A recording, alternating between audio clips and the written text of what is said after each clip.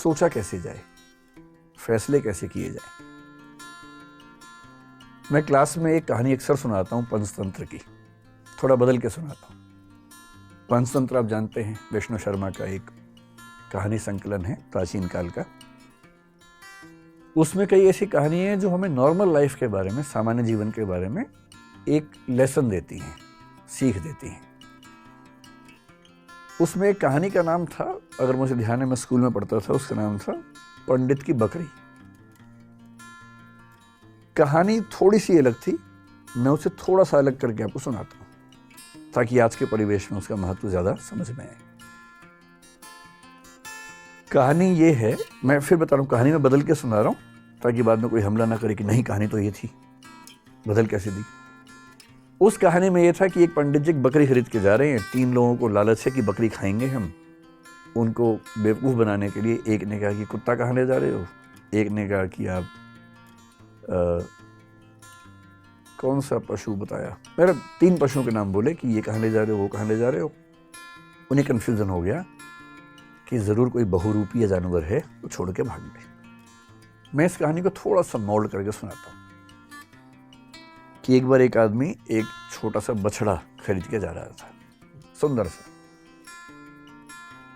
और 3-4 चोरों की नजर पड़ी।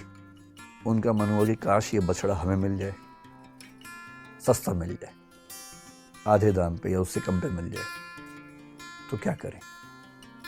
तो उन्होंने एक साजिश की। बारी बारी वो उस व्यक्ति से रास्ते में मिले। पहले एक व्यक्ति मिला एकदम सीरियस चेहरा बना के। उसने कहा, अरे पंडित जी, बकरी कितने के लिए। पंडित जी ने कहा, यार ये तो बछड़ा है, बकरी थोड़ा ना है। तो वो बड़े अच्छे से हंसने का, ये बछड़ा है, अच्छा, इतना कह के मुस्कुराते हुए निकल गया वहां से। पंडित जी बोला, अजीब गधा आदमी है। फिर देखा है तो बछड़ा ही। उसका उतना ही काम था, किया और निकल गया। अब वो आगे चल रहे हैं, करीब 100-200 मीटर के बाद एक दूसरा आदमी अलग जगह से आया। इनके बीच में आपस में साठ-गांठ है, ये इनको नहीं पता है।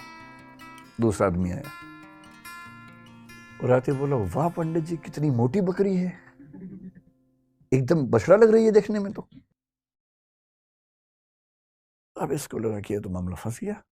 ध्यान से देखा, बोला, नहीं यार, मैं तो बछड़ा ही लाया हूं। बोला, वही तो मैं कह रहा हूं, देखने में लग रहा है एकदम, लेकिन है मोटी बकरी। ये कह के वो भी निकल गया। फिर 1 किलोमीटर बाद तीसरा मिला और उसने कहा, पंडित जी बस ऐसी ही बकरी चाहिए मुझे भी, कहाँ मिलेगी ऐसी बकरी।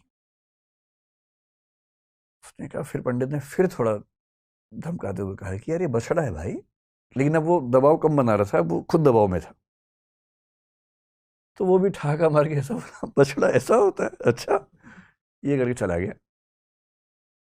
और फिर चौथा आदमी जो असली था उनका मास्टरमाइंड, चीफ कॉन्स्पिरेटर, फिर वो आया पैसे गिनते हुए। उसने कहा, अरे अरे अरे, ऐसा ही बकरा चाहिए, ऐसी बकरी चाहिए, कितने की मिलेगी, कितने की मिलेगी। तो पंडित जी को लगा मुझसे बहुत बड़ी गलती हो गई है, मैं तो बकरी खरीद के ले आया बछड़े के नाम पे या बछिया के नाम पे।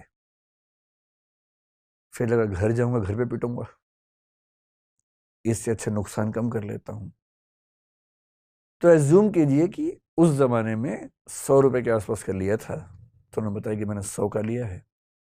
100 का, बकरी तो 20 रुपए की आ जाती है, लेकिन ये इतनी तंदुरुस्त है, अगर आप चाहें तो मैं इसके बदले आपको 40 रुपए दे सकता हूं। और पंडित जी को लगा कि यार चलो, 60 का नुकसान सही, कम से कम 80 का तो नहीं होगा। और 40 का उसको दिया और खुश होकर घर लौटे कि बच गया आज तो।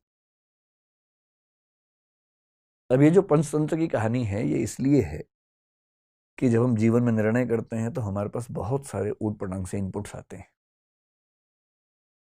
और यदि आप बहुत समझदार इंसान नहीं हैं तो इस बात का पूरा खतरा है कि कोई ना कोई कभी ना कभी आपको बेवकूफ़ बना ही देगा।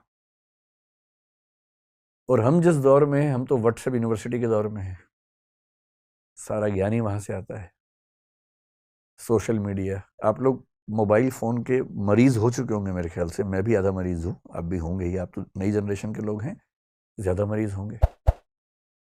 बिना वजह के मोबाइल फ़ोन खोल लेते होंगे, फिर उस पर करते रहते होंगे ऐसे ऐसे।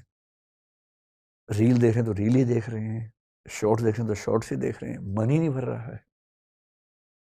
फ़ोन देखते देखते थक गए और फ़ोन रखा और 1 मिनट के बाद फिर फ़ोन उठा लिया कि थक गए हैं,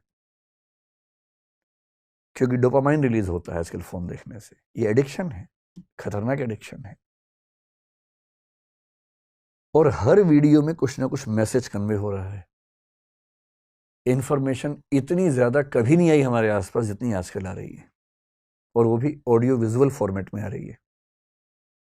अखबारों के दौर में लिखित सूचना आती थी, केवल साक्षर लोग पढ़ते थे, बाकी पढ़ते ही नहीं थे।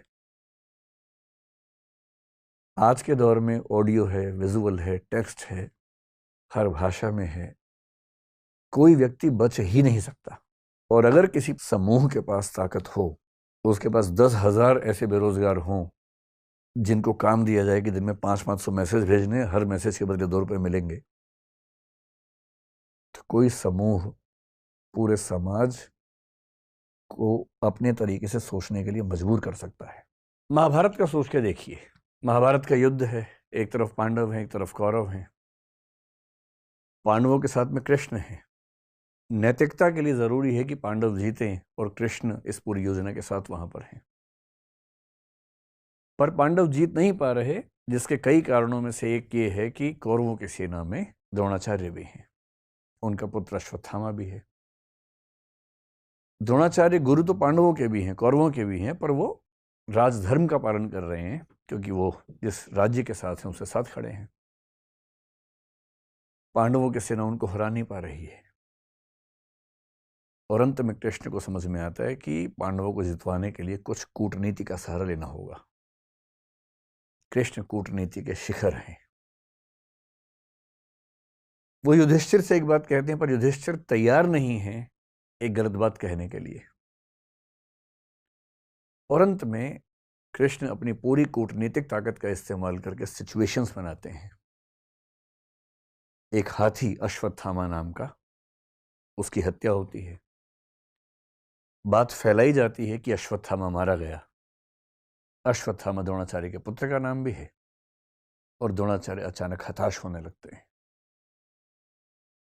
उन्हें फिर भी लगता है कि एक बार मैं खबर को ऑथेंटिकेट कर लूं, प्रामाणिक है या नहीं चेक तो कर लूं। तो वो अपने समय के सबसे प्रामाणिक व्यक्ति युधिष्ठिर से पूछते हैं। युधिष्ठिर धर्मराज हैं, झूठ नहीं बोलते हैं। पूरी पांडवों की सेना ने, टीम ने जब उनसे कहा, वो तब भी तैयार नहीं हुआ कि मैं झूठ नहीं बोलूंगा। लेकिन अब झूठ नहीं है, अश्वत्थामा की हत्या हुई है, हाथी की हुई है, तो क्या हुआ, हुई तो है ही। और तब भी वो चाह रहे हैं कि मैं पूरी बात बोलूं। द्रोणाचार्य ने पूछा, क्या अश्वत्थामा मारा गया? युधिष्ठिर कह रहे हैं, अश्वत्थामा हतो नरो वा कुंजरो वा। अश्वत्थामा मारा गया, आदमी था या हाथी था।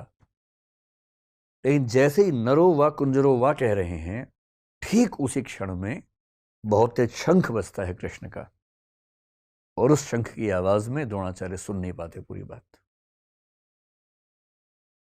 और क्योंकि वो सुनते हैं सिर्फ इतना कि अश्वत्थामा मारा गया, वो हताश हो जाते हैं, हथियार छोड़ देते हैं, युद्ध भूमि में जमीन पर टिक के बैठ जाते हैं, और इसी क्षण का फायदा उठाकर धृष्टद्युम्न उनकी हत्या कर देता है। मैं सोचता हूं कई बार कि द्रोणाचार्य इतने योग्य व्यक्ति थे, यदि मिस इन्फॉर्मेशन से या मैनिपुलेटिव इंफॉर्मेशन से उनको भी एक गलत तथ्य के प्रति आश्वस्त किया जा सकता था, तो आज के दौर में जब हर तरफ सोशल मीडिया के हमले हैं, कैसे कोई व्यक्ति सही फैसले करे? अगर द्रोणाचार्य उस आवाज को सुन पाते, नरो वा कुंजरो वा, तो शायद उनका फैसला बदल गया होता, शायद युद्ध की कहानियां अलग होती।